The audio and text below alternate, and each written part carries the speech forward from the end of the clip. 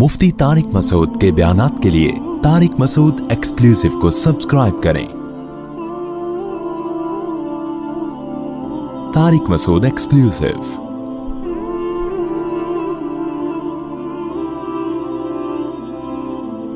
ये जो बीमारियां हैं दिल में, तकब्बुर है, उजब कहते हैं खुद पसंदी। तकब्बुर अलग चीज है, उजब अलग चीज। खुद पसंदी का मतलब अपने बारे में खुशफहमी में मुब्तला हो गए कि मैं बहुत अच्छा हूं, और गलत खुशफहमी में। समझ रहे हैं? बाज लोग अपने बारे में खुशफहमी में मुब्तला हो जाते हैं कि मैं क्या हूं, बहुत नेक।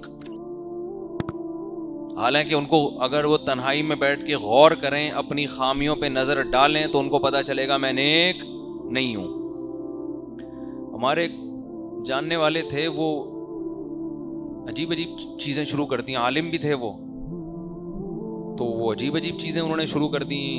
कभी ख्वाब बता रहे हैं अपने, कभी करामतें बता रहे हैं, कभी अपने वाकयात बता रहे हैं।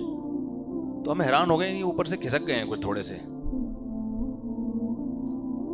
तो उनके किसी मुरीद से मैंने पूछा, यार आपके पीर साहब को हो क्या गया है, ये आजकल थोड़े से नॉर्मल जिंदगी गुजारे हैं जैसे सब लोग हैं। वो कहते हैं कुछ भी नहीं है, असल में मुझे ऐसा लगता है मेरे पीर साहब को ये वहम हो गया कि मैं बहुत नेक हूं। यानी अपने पीर के बारे में वो भी बेजार आ गए थे अपने पीर साहब से। कह रहे मेरे पीर साहब का कसूर नहीं है, मुझे ऐसे लगता है मेरे पीर साहब को अपने बारे में ये वहम हो गया है कि मैं बहुत, यानी पीर साहब बहुत, बोलो, नेक हैं। मैंने कहा बड़ा टाइट तज्जिया किया। कह रहे उनका कसूर नहीं है भाई। हो जाता है इंसान को कभी वहम हो जाता है कि जैसे एक आदमी को वहम हो गया कि मैं बंदर हूं। डॉक्टर के पास गया कि डॉक्टर साहब मुझे वहम हो गया कि मैं बंदर हूं, मेरा इलाज करो। डॉक्टर ने कहा पंखे से नीचे उतरेगा तो इलाज करूंगा ना। ऊपर चढ़ के बैठा हुआ था, पंखे पे लटका हुआ था। ठीक। तो वहम, अब तो उसको तो वहम हो गया ना, बंदर हूं। तो वो बेचारा क्या कर रहा है, बंदर की तरह कभी उधर जा रहा है, कभी उधर लटक रहा है, कभी उधर घूम रहा है। हमारे हजरत के बड़े भाई की तबीयत में बड़ा मिजाज था। तो एक दिन एक आदमी आया, उसको ये वहम हो गया कि मैं गधा हूं। ये वहम के मरीज अजीब अजीब होते हैं, अल्लाह बचाए इस बीमारी से।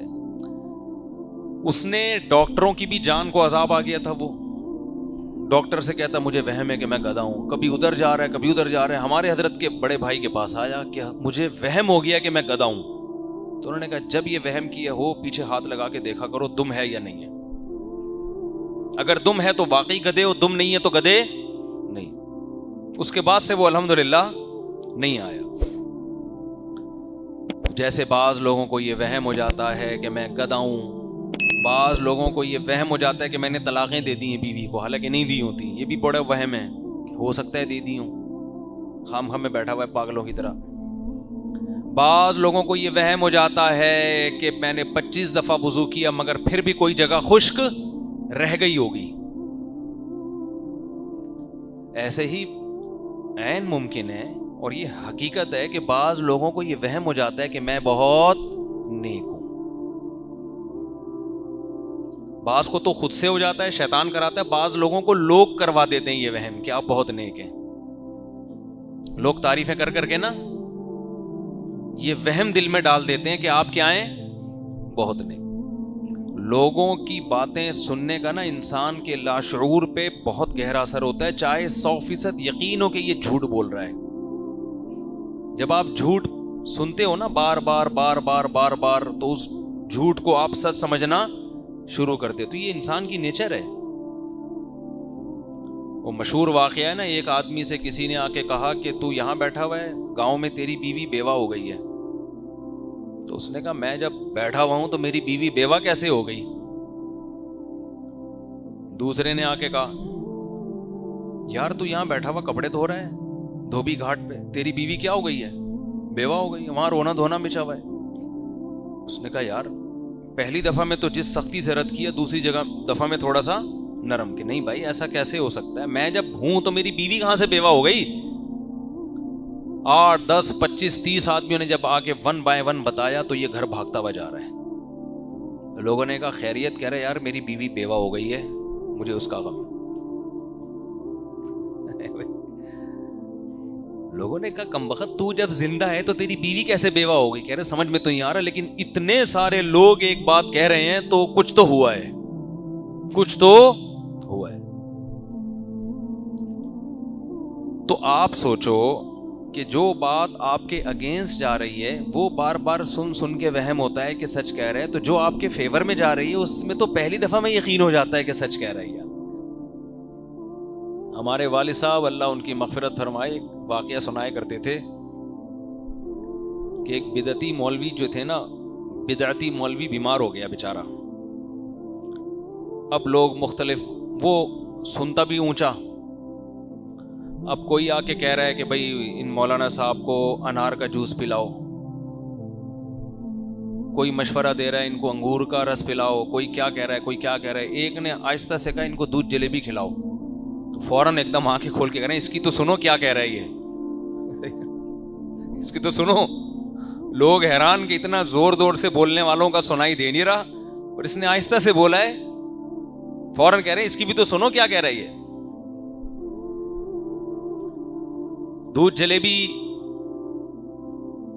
اب تو کھانا چھوڑ دی لوگوں نے، تو خیر دودھ جلیبی پر بھی ایک چٹکلا اکثر سناتا رہتا ہوں نا، دودھ جلیبی والے مجنو الگ ہوتے ہیں اور خون دینے والے مجنو الگ ہوتے ہیں۔ آج کل الٹا حساب چل رہا ہے، اللہ کے نبی کی محبت میں کھایا جا رہا ہے، کھایا جا رہا ہے، کھایا جا رہا ہے۔ ہمارے حضرت ایک واقعہ سناتے تھے، بہت دفعہ سنایا ہے، پرانے نئے لوگ بھی آتے ہیں، کہ ایک لیلا مجنو کے قصے تو مشہور ہیں نا۔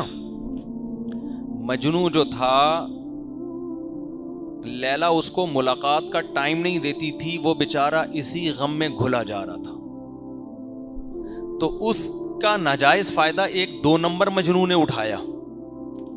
ایک 2 نمبر مجنو تھا، وہ لیلا کے گھر کے باہر جا کے چادر بچھا کے بیٹھ جاتا، لیلا کے خادم سے کہتا کہ لیلا کو بتاؤ تمہارا دیوانہ آیا ہے۔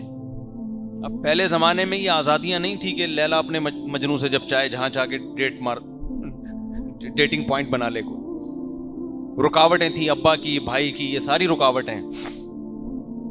تو لیلا کہتی چلو میں ملاقات تو کر نہیں سکتی، تو کچھ گفٹ ہی بھجوا دوں، تو دودھ جلیبیاں بھجوا دیتی تھی وہ۔ یہ مجنو صاحب طبیعت سے یہ 2 نمبر مجنو تھا، یہ پھوڑ پھاڑ کے واپس آ جاتا، اور مستنڈا ہوتا جا رہا تھا نا۔ ہم فراق یار میں، فراق کا معنی جدائی، علیحدگی، یار کی جدائی میں، علیحدگی میں یار سے ملاقات نہیں ہو رہی، تو حضرت فرمایا کرتے تھے کہ ایسے عاشق مارکیٹ میں آ رہے ہیں جو یہ کہہ رہے ہیں بزبان حال کہ ہم فراق یار میں گھل گھل کے ہاتھی ہو گئے، یعنی یار سے علیحدگی میں، جدائی میں، یار کے غم میں، معشوق کے غم میں، بجائے دبلے ہونے کے کیا ہو رہے ہیں؟ موٹے ہو رہے ہیں۔ آج کل اس قسم کے عاشق مارکیٹ میں آ رہے ہیں، اتنے گھلے رستم کے ساتھی ہو گئے، رستم پہلوان جیسے بن گئے ہم۔ تو آپ نبی کے عاشقوں کو بھی دیکھ لو، اللہ کے عاشقوں کو بھی دیکھ لو، بزرگوں کے عاشقوں کو بھی دیکھ لو، بجائے غم میں پتلے ہونے کے پھیلتے جا رہے ہیں۔ اور کھانے سے، ایک تو قدرتی طور پر لوگوں کا جسم بھاری ہوتا ہے، وہ تو اللہ کی طرف سے، صحابہ میں بھی بعض بہت بھاری جسم کے تھے، بعض دبلے، محدثین میں بھی، یہ تو قدرت کی طرف سے ہے۔ لیکن ایک موٹاپا وہ ہے جو پھوڑنے پھاڑنے کی وجہ سے ہو رہا ہو، ایک پھوڑنا وہ ہے جو دنیا کے لیے ہو، اور ایک پھوڑنا وہ ہے جس پہ لیبل اللہ رسول کی محبت کا لگا ہوا ہو۔ بتاؤ یہ دوسرا پھوڑنا زیادہ خراب ہے کہ نہیں ہے؟ محبوب کی محبت میں کھایا جا رہا ہے۔ ارے محبت میں تو بھوک لگنا بند ہو جاتی ہے، لیکن آج کل مارکیٹ میں جس قسم کے نبی کے عاشق آ رہے ہیں، آپ ان کی خوراک دیکھو یار، کھائے جا رہے ہیں۔ پھر کھانے پینے کے اتنے دھندے، اسلام میں تو کھانے کے 3 موقع ہیں، ایک عید الفطر پہ کھاؤ، ایک عید الاضحیٰ پہ کھاؤ، ایک ولیمے پہ کھاؤ، اور ایک عقیقے پہ کھا لو۔ چار مواقع ہیں، عقیقے پہ، عید الاضحیٰ پہ، عید الفطر پہ، اور ولیمے پہ۔ یہ 4 موقع ہیں کھانے کے اسلام میں۔ اس کے علاوہ بھوکا رہنا سنت ہے، فاقے سنت ہیں، روزے رکھنا سنت ہے۔ نبی پیر اور جمعرات کا روزہ رکھتے، ایام 20 کا روزہ رکھتے، اور بعض دفعہ حدیث میں آتے ہیں، امی عائشہ فرماتی ہیں بغیر دن کے تعین کے رکھتے چلے جاتے، اتنے رکھتے کہ ایسا لگے گا کہ آپ ہمیشہ روزہ ہی رکھیں گے، پھر چھوڑنا شروع کرتے تو ایسا لگتا کہ آپ اب روزہ دوبارہ نہیں رکھیں گے، پھر رکھنا شروع کر دیتے. اور جب روزے چھوڑتے بھی تھے تو اتنا کھاتے نہیں تھے جتنا ہم کھاتے ہیں. ناشتے کا اس دور میں تصور نہیں تھا. دوپہر کا کھانا ہوتا تھا 11:30-12 بجے، یہی ناشتہ یہی کھانا. اس کے بعد قیلولہ کرتے تھے، اس کے بعد مغرب کے بعد رات کا کھانا کھاتے تھے. سمجھتے ہو کہ نہیں سمجھتے؟ یہ 2 ٹائم. اور یہ بھی ہمارے نبی کا معمول نہیں تھا. ہمارے نبی کا معمول 1 ٹائم، 1 وقت فاقہ اور 1 وقت کھانا. اور یہ بھی نہیں پتا ہوتا تھا کس وقت فاقہ ہوگا. گھر میں آتے امی عائشہ سے پوچھتے کچھ کھانے کو ہے. ہم جب آتے ہیں تو ہم یہ نہیں پوچھتے کچھ کھانے کو ہے، ہم کہتے کیا کھانے کو ہے.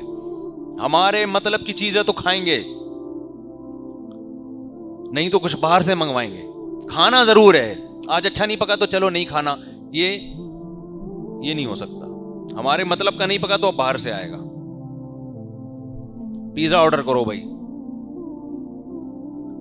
کھا بھی کیا رہے ہیں یار؟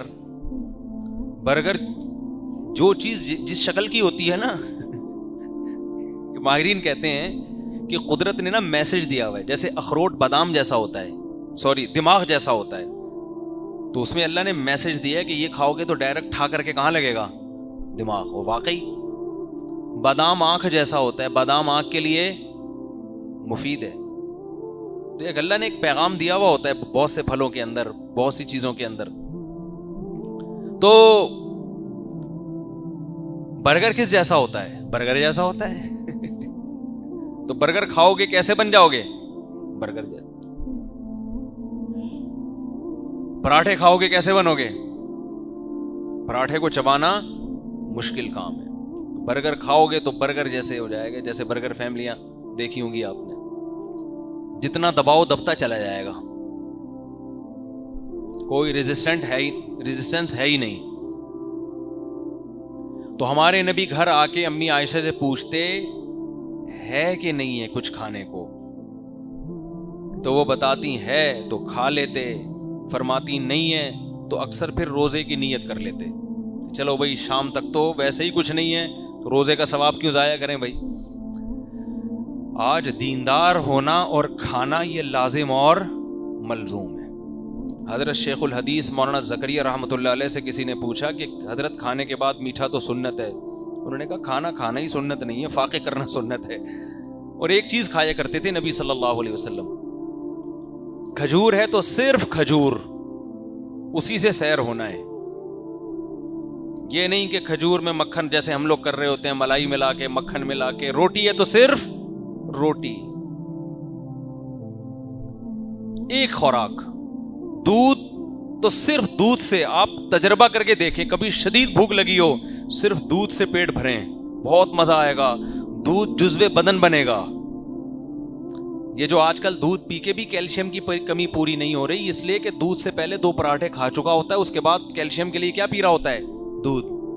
وہ دودھ پریشان ہوتا ہے کہ جگہ کدھر بناؤں میں.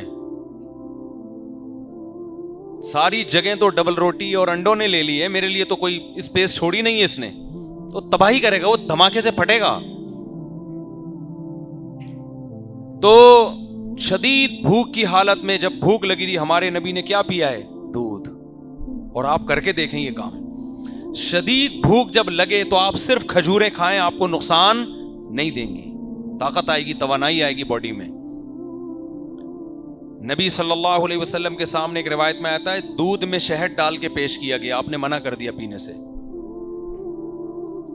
علماء نے اس کی وجہ بیان کی ہے. یہ وجہ نہیں کہ یہ نقصان دہ ہے، یہ وجہ کہ آپ نے دنیا سے بے رغبتی اختیار کی. گویا عیش و عشرت سمجھا کہ 2 لذتیں ایک ساتھ. شہد بھی اور جائز ہے، پی سکتے ہیں، کوئی گناہ نہیں ہے. بہت سے صحابہ پیتے ہوں گے، نبی نے منع نہیں کیا ان کو، جنہوں نے ایسی زندگی رکھی جیسے مالداروں کی ہوتی ہے، لیکن ہمارے نبی نے پسند نہیں کیا. اور اس میں ایک نقطہ بھی ہے کہ جب آپ کسی چیز کو کسی دوسری چیز سے ملاتے ہیں نا، تو اس کا وہ سارا فارمولا ہی چینج ہو جاتا ہے. بھائی شہد ویسے ہی کھا لو یار، وہ خود ایک کمبینیشن ہے مختلف چیزوں کا. دودھ خود ایک کمبینیشن ہے، مرکب ہے بہت ساری چیزوں کا. اتنی بیسیوں چیزیں ملا کے ملغوبہ بنا کے کیا کر رہے ہوتے ہیں؟ کھا رہے ہوتے ہیں، لگتا پھر کچھ بھی نہیں ہے باڈی کو۔ خیر، تو ہم فراق یار میں گھل گھل کے ہاتھی ہو گئے، اتنے گھلے رستم کے ساتھی ہو گئے۔ تو وہ جو مجنوں تھا وہ کیا کرتا تھا، تو لیلا اصل جو سچی مچی کا مجنوں تھا، جیسے میں سچی مچی میں گیا نا، تو سچی مچی کا سچی مچی کا جو مجنوں تھا، وہ سچی مچی سے مجھے یاد آتا ہے، میں نے کہا تھا نا سچی مچی میں جاؤں گا، دیکھ لیں نا سچی مچی میں گیا، کوئی خواب تو نہیں دیکھا نا آپ لوگوں نے؟ تو جو سچی مچی کا مجنوں تھا نا، مجنوں، وہ کیا ہوا، وہ بیچارہ کہہ رہا ہے یہ دھدیوں پہ ٹرخا رہی ہے، ملاقات کا ٹائم نہیں دے رہی، شادی کی ڈیٹ فکس نہیں کر رہی ہے، جھوٹی موٹی کا مجنوں بیٹھ کے آتا اور دودھ جلیبی روزانہ کھا کھا کے مستنڈا بنتا چلا گیا۔ ایک دن لیلا کو خیال آیا کہ روز دودھ جلیبی بھیج رہی ہوں اور کھا کے چلا جاتا ہے، خادم سے کہا چیک کر کے بتاؤ یہ سچی مچی والا ہے یا جھوٹی موٹی کا ہے۔ اب خادم کو کیا پتا، اس نے سچی مچی کا دیکھا ہی نہیں تھا، اس نے کہا جی مجھے تو نہیں پتا، پہلے کوئی تصویریں بھی نہیں ہوتی تھی، موبائل سے تصویر کھینچ کے لے کر آؤ۔ تو اس نے کہا چلو میں اس کو آزماتی ہوں، میں کہتی ہوں کہ آج خالی پیالہ لے کے جاؤ اور اس سے کہنا آج لیلا نے تم سے تمہارا خون مانگا ہے، تھوڑا کاٹ کے نا ذرا پیالے میں خون بھر کے دے دو، اسی سے پتہ چل جائے گا سچی مچی کا ہے یا۔ تو جب وہ خادم خالی پیالہ لے کے آئے نا تو مجنوں کے تو ہوش اڑ گئے، کیا ہو گیا بھئی یہ جلیبی کہاں ہے اس میں؟ اس نے کہا لیلا نے آج تم سے تمہارا خون مانگا ہے۔ تو کہتا ہے ہم جلیبی کھانے والے مجنوں ہیں، خون دینے والا وہ بیٹھا ہوا ہے، سمجھ رہے ہو؟ خون دینے والا۔ آج آپ حقیقی عاشقین کو دیکھنا چاہو تو آپ دنیا میں سروے کر کے دیکھ سکتے ہو کہ خون دینے والے کون اور جلیبی کھانے والے، بولو، یہ پتہ چل جائے گا۔ خون دینے والے الگ ہیں، جلیبیاں کھانے والے الگ ہی ہوتے ہیں۔ خیر، تو بات یہ چل رہی تھی کہ دل کو حسد سے پاک کرنا، دل کو تکبر سے پاک کرنا، دل کو ریاکاری سے پاک کرنا، دل کو عجب، خود پسندی پہ بات چل رہی تھی کہ اپنے بارے میں یہ وہم ہو جاتا ہے کہ میں کیا ہوں، نیک۔ اور یہ وہم اس لیے ہو رہا ہے کہ میں نے نبی کے نام پہ آج تک کوئی دعوت مس نہیں کی، میں کتنا نیک ہوں۔ کیا خیال ہے بھائی؟ جب مجھے کنڈوں پہ بلایا گیا میں کنڈے کھانے گیا، میں نے آج تک نبی کے نام پہ کوئی کھانا مس نہیں کی۔ جب مجھے تیجے پہ بلایا گیا سب سے پہلے میں گیا ہوں، اور مرحوم کے نام پہ میں نے 8 لیگ پیس کھائے ہیں، لاتیں کھائی ہیں، لاتیں۔ ہمارے ایک دوست جو ہے نا مرغی کی لیگ پیس کو لاتوں سے تعبیر کرتے، ابھی ہمارا سفر تھا نا تو ان کو لیگ پیس چاہیے ہوتے تھے، وہ مرغی کی لیگ پیس بڑے شوق سے کھاتے ہیں، تو مجھے کہنے لگے یار مجھے لاتیں چاہیے۔ خیریت؟ تو وہاں ہوٹل پہ جا کے بھی بھائی 4 لاتیں لے آؤ۔ ہم نے کہا ایسا نہ ہو کوئی لاتیں مارنا شروع کر دے یہاں پہ۔ تو نبی کے نام پہ مرغی کے لیگ پیس، چیسٹ اور بکروں کے پٹ بہت شوق سے چانپیں کھائی جاتی ہیں۔ تو وہم ہو جاتا ہے کہ میں کیا ہوں، نیک۔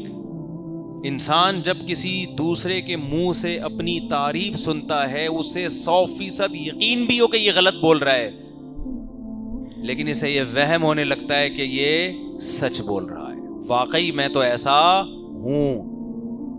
لوگوں کی تعریفیں لوگوں کے منہ سے سن کے کبھی کسی خوش فہمی میں مبتلا نہ ہو، انسان اپنے عیبوں سے غافل ہو جاتا ہے۔ حضرت حکیم الامہ مولانا اشرف علی تھانوی رحمہ اللہ تعالی بڑی خاندانی بات فرمایا کرتے تھے، فرماتے تھے کہ اگر کوئی شخص مجھ سے ملنے کے لیے آتا ہے جو میرا مرید نہ ہو، جو مجھ سے اصلاح نہ کروانا چاہتا ہو، اس میں 99 برائیاں ہوں اور ایک خوبی ہو، تو میری نظر اس کی ایک خوبی کی طرف ہوتی ہے، 99 برائیوں کی طرف نہیں ہوتی۔ جو چاہتے ہیں کہ مجھ سے اپنی اصلاح کروائیں، پہلے تو پیر و مرشد بنایا جاتا تھا اپنی برائیوں کو ٹھیک کروانے کے لیے. اب یہ چیز مارکیٹ سے کیا ہو گئی ہے؟ شارٹ. آپ کسی کو سمجھتے ہیں نا, کسی سے عقیدت ہے, مثال کے طور پر مجھ سے عقیدت ہے, آپ آئے حضرت جی کوئی ہمارے اندر خامی ہو بتایا کریں پلیز, میں بتانا شروع کر دوں ایک دم لال پیلا نیلا ہونا شروع ہو جائے گا. آپ کو کس نے کہا کہ میں ایسا ہوں؟ ایک دم غصہ آنا شروع ہو جائے گا. ڈاکٹر کے سامنے غصہ نہیں آتا.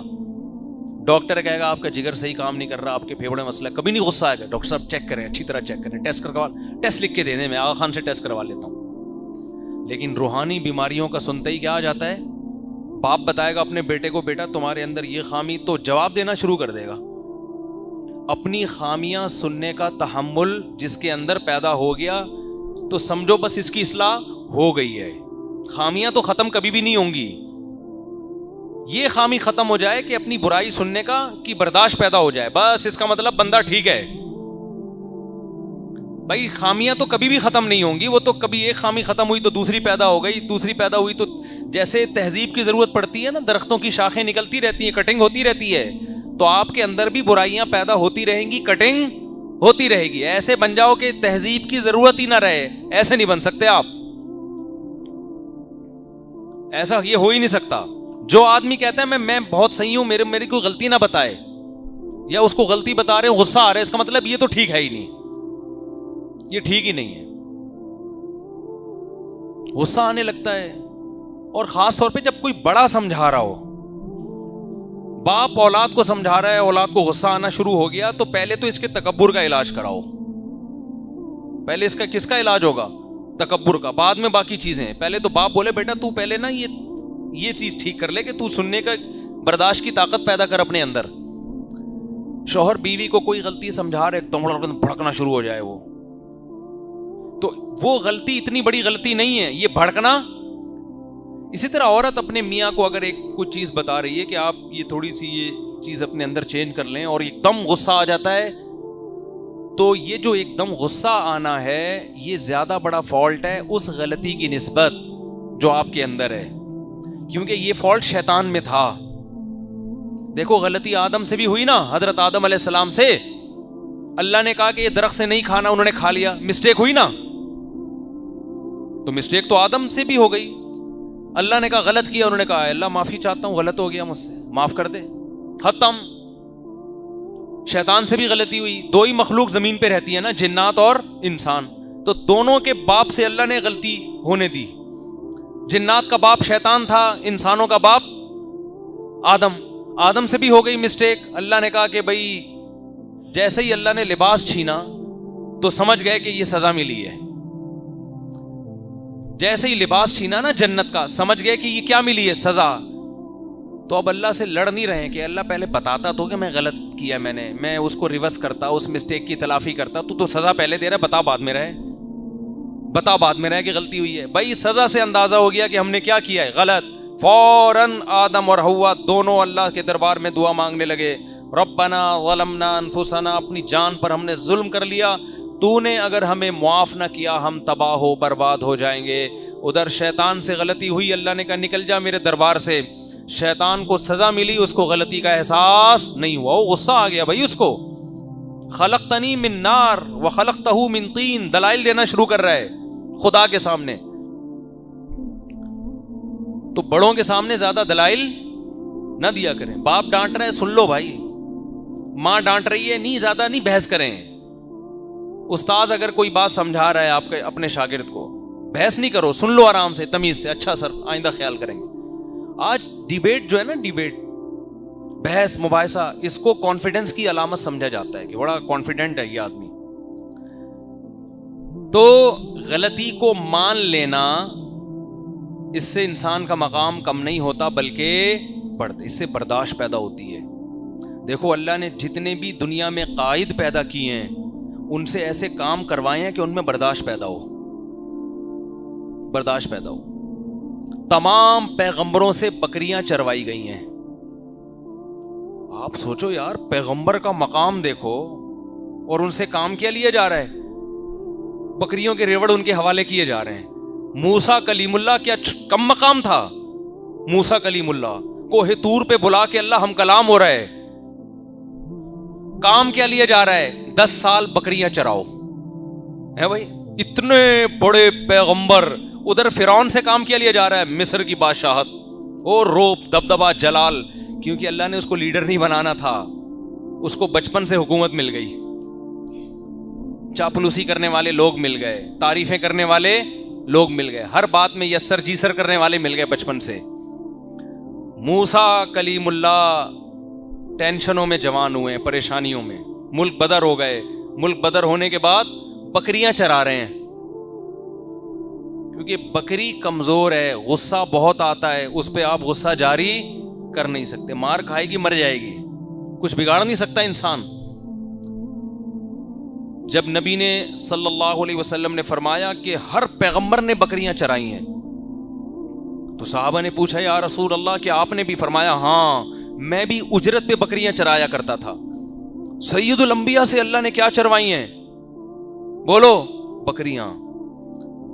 اس میں 2 فائدے ہیں, ایک برداشت, دوسری تواضع.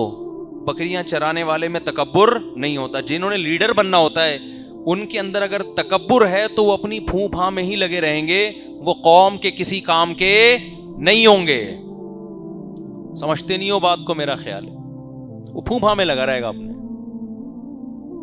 تو دل میں عجب ختم ہو جائے, بس بات کو سمیٹ رہا ہوں, خود پسندی, میں بس ہر وقت آدمی کیا کرتا رہے, میں ہوں, لوگوں سے تعریفیں سنتا رہے اپنی بیٹھ کے. تو ان پہ علماء نے الگ الگ بحث کی ہے, خود پسندی کیسے ختم ہوتی ہے, حسد کیسے ختم ہوتی ہے, کیسے ختم ہوتا ہے حسد, اور تکبر کیسے ختم ہوتا ہے. لیکن علماء کہتے ہیں, کیونکہ یہ صوفیہ کرام کا ٹاپک ہے نا, تو اس کو تصوف میں زیادہ اٹھائے کہ ایک چیز اگر اپنے اندر پیدا کر لو, ایک بیماری سے کا علاج کر لو, تو یہ سارے انڈے بچے خود ہی ختم ہو جائیں گے. وہ ہے دل سے دنیا کی محبت نکال دو, اللہ کی پیدا کر دو, بس یہ سارے انڈے بچے کیا ہو جائیں گے. جب آپ کے دل میں اللہ کی محبت, اللہ کو تلاش کرنے کی چاہت, تو کسی کی دولت دیکھ کر آپ کو جیلسی ویسے ہی نہیں ہوگی, کیونکہ وہ آپ کا محبوب ہے ہی نہیں.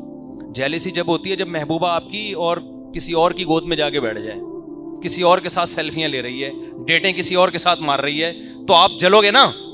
لیکن اگر وہ آپ کی دھتکاری بھی ہے, محبوبہ ہی نہیں ہے, بھاڑ میں جائے جہاں مرضی جا کے بیٹھے, تکلیف ہوگی آپ کو. بھائی دل کے ارماں آنسوؤں میں اس وقت بہتے ہیں جب ان کے بچے آپ کو ماموں کہتے ہیں. ہر ایک کے بچے آپ کو ماموں کہیں, اس سے آپ کو تکلیف نہیں ہوتی. جب ان کے بچے آپ کو ماموں, جس سے آپ کی سیٹنگ تھی, سیٹنگ آپ کی تھی, شادی اس کی کہیں اور ہو گئی, ایک دھچکا لگا, یار یہ کیا ہو گیا, میری نہیں ہوئی. پہلا دھچکا یہ کہ میری نہیں ہوئی, ریجیکٹ, اس پہ غم ہوتا ہے, اس کے ابا نے انکار کر دیا. پھر جب اطلاع ملتی ہے کہیں اور منگنی ہو گئی ہے, دوسرا دھچکا لگتا ہے کہ نہیں لگتا. پھر جس دن بارات آتی ہے اور دلہن رخصت ہو کے جاتی ہے, ایک اور دھچکا لگتا ہے, بے اب تو نکاح بھی ہو گیا, رخصتی بھی ہو گئی. پھر جب اطلاع ملتی ہے بچہ ہو گیا, کیسا جلے گا کہ نہیں جلے گا. اور جب بچہ بڑا ہو کر آپ کو بولے گا ماموں, ہے بھائی کہ کمبخت, 7 غیروں کے میری قبر پہ آتے کیوں ہو, تم جلاتے نہیں مجھ کو تو جلاتے کیوں. جلانے کا مطلب زندگی دینا. شاعر جو ہے نا, محبوبہ کے غم میں مر گیا, قبر میں چلا گیا, محبوبہ قبر پہ زیارت کے لیے آ رہی ہے, آئی بھی اپنے بھائی کے ساتھ. تو وہ کہتا ہے کمبخت تو مجھے زندگی نہیں دے سکتی, جلا نہیں سکتی, تو کسی اور کے ساتھ آ کے تپا کیوں رہی ہے مجھے تو. یعنی قبر پہ تو کم از کم اکیلے آ جانا ملنے کے لیے, قبر پہ بھی بھائی کے ساتھ نہیں, یا میرے اپنے عاشق کے ساتھ آ رہی ہے جس میں جل رہا ہوں. یعنی تیری سیٹنگ کہیں اور ہو گئی تھی, تو اس بندے کے ساتھ آ رہی ہے میری قبر پہ. 7 غیروں کے میری قبر پہ آتے کیوں ہو, تم جلاتے نہیں مجھ کو تو جلاتے کیوں ہو. تو جب جلے گا نا, جب محبوبہ آئے گی ولن کے ساتھ اس کی قبر پہ, کیا خیال ہے, پھر جلے گا یہ. تو جب وہ آپ کی محبوبہ ہی نہیں ہے میرے بھائی, تو پھر کسی کے ساتھ بیٹھے آپ کو اس سے تکلیف نہیں, آپ کے ریجیکٹڈ ہے, وہ پسند نہیں کیا آپ نے اس کو. تو دنیا اگر ریجیکٹڈ مال بن جائے آپ کا, دل سے نکل گئی محبت, گاڑیوں کی، بنگلوں کی، دولت کی، اور اللہ کی محبت آ گئی اس کی جگہ، تو پھر یہ دولت کسی کے پاس دیکھ کر آپ کو جیلسی، بولو، حسد ہی نہیں ہوگا، پیدا ہی نہیں ہوگا۔ حسد کے جو کیڑے مکوڑے ہیں، یہ اللہ کی محبت ایسا اسپرے ہے کہ یہ حسد کے جراثیم کو نگل جائے گی آپ کے لیے، کہ یہ کوئی بڑی چیز ہے ہی نہیں۔ اور عجب، خود پسندی بھی ختم ہو جائے گی، اس لیے کہ انسان کو جس سے محبت ہوتی ہے نا، وہ چاہتا ہے مجھے ہر قیمت پہ محبوب چاہیے۔ تو محبوب اگر تعریف کرے گا تو خوش ہوگا، محبوب کے علاوہ لوگوں کی تعریفوں کو وہ لفٹ نہیں کراتا، اس کی نظر میں اس کی ویلیو نہیں رہتی ہے۔ وقت ہو گیا ہے کافی زیادہ، ورنہ اس پہ میں ہر چیز پہ مثالیں دے کے بات سمجھاتا۔ خلاصہ یہی نکلا کہ اللہ کی محبت پیدا کر لی جائے، اور وہ جب تک نہیں ہوگی جب تک دنیا کی نکلے گی نہیں۔ یہ دونوں محبتیں ایک دل میں جمع ہو نہیں سکتی، اور دنیا کی جب نکلے گی اس کا ایک فارمولہ ہے، ایک طریقہ ہے۔ ہر وقت یہ دماغ میں مسلط کریں کہ یہ مسافر خانہ ہے، رہنے کی جگہ نہیں ہے۔